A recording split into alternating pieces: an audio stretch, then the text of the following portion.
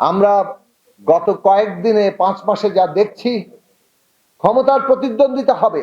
গণতন্ত্র মানে ক্ষমতার প্রতিদ্বন্দ্বিতা, কিন্তু ক্ষমতার প্রতিদ্বন্দ্বিতা জনগণের সম্মতি, জনগণের ভালোবাসার মধ্যে দিয়ে আপনাকে অর্জন করতে হবে। আপনি জনগণের উপরে নানান ক্ষমতা মানে শক্তি প্রয়োগের মধ্যে দিয়ে আগে ভাগেই সব দখল করে নিতে চাইছেন, সেইটা কোনো ক্ষমতার প্রতিযোগিতা না। আপনারা একই পথে হাঁটছেন এবং ওইটা লক্ষণ দেখাচ্ছে যে বাংলাদেশে ফ্যাসিবাদের বদলে গণতন্ত্রের পথে আমরা যাইতে পারবো কিনা এই সন্দেহ জাগাচ্ছে।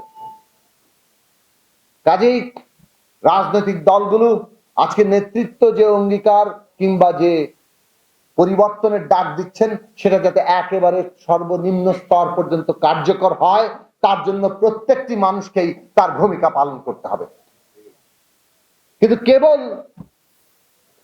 প্রতিষ্ঠিত শক্তিগুলোর উপরে ভরসা করলে চলবে না। তরুণরা যে পথ দেখিয়েছে, তাতে যদি বাংলাদেশের নতুন রাজনৈতিক শক্তির উদ্বোধন ঘটে তরুণদের মধ্য থেকেই, সেইটা বাংলাদেশের জন্য অত্যন্ত গুরুত্বপূর্ণ। কারণ আমরা একটা গণতান্ত্রিক পরিবেশ চাই।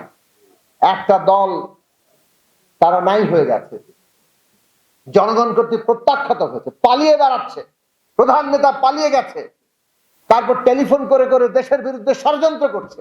তাদের আর কোনো জায়গা নেই মানুষের মধ্যে। কিন্তু বাংলাদেশে তো গণতন্ত্র দরকার, বাংলাদেশে তো নতুন রাজনৈতিক শক্তি আসতে হবে। মনে রাখবেন, ক্ষমতা যদি একজনের হাতে চূড়ান্ত ক্ষমতা এসে জমা হয়, তাহলে সেইটা তাকে বিপথে নিয়ে যাবেই। আজকে বাংলাদেশের ক্ষমতার ভারসাম্য যদি না থাকে, তাহলে বাংলাদেশের পরিণতি আবারও খুব খারাপ দিকে যেতে পারে।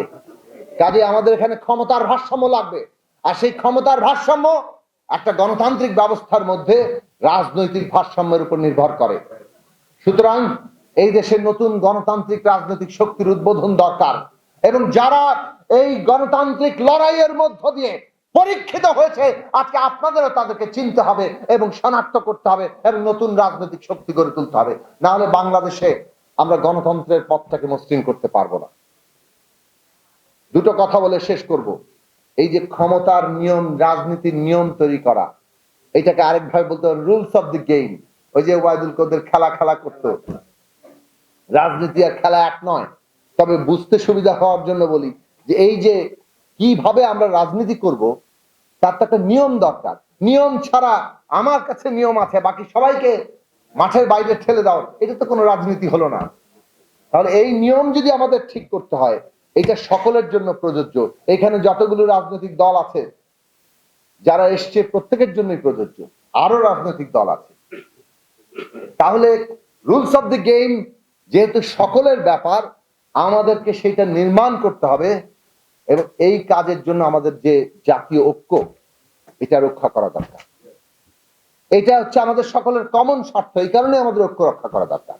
গণতান্ত্রিক ব্যবস্থায় নির্বাচন সামনে আসছে, প্রতিদ্বন্দ্বিতা হবে, প্রতিযোগিতা হবে, কখনো কখনো সেটা বিরোধের রূপ নিবে, একে অপরের দোষ ত্রুটি ধরে মানুষের কাছে প্রকাশিত হবে।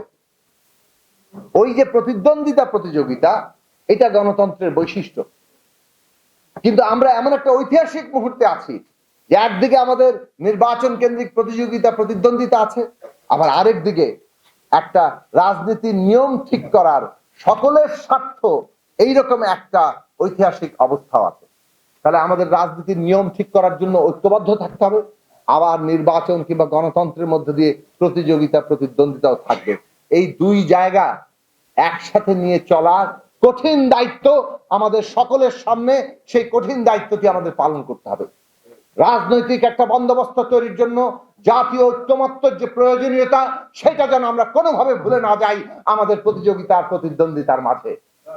তাহলে বাংলাদেশ বিপর্যয়ে পড়বে, অভ্যুত্থান বিপর্যয়ের দিকে যাবে।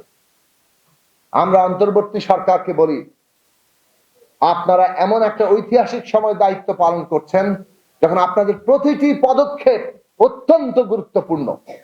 এমন কোন পদক্ষেপ নেবেন না যাতে রাজনৈতিক দল সাথে সরকারের দূরত্ব সৃষ্টি হয়।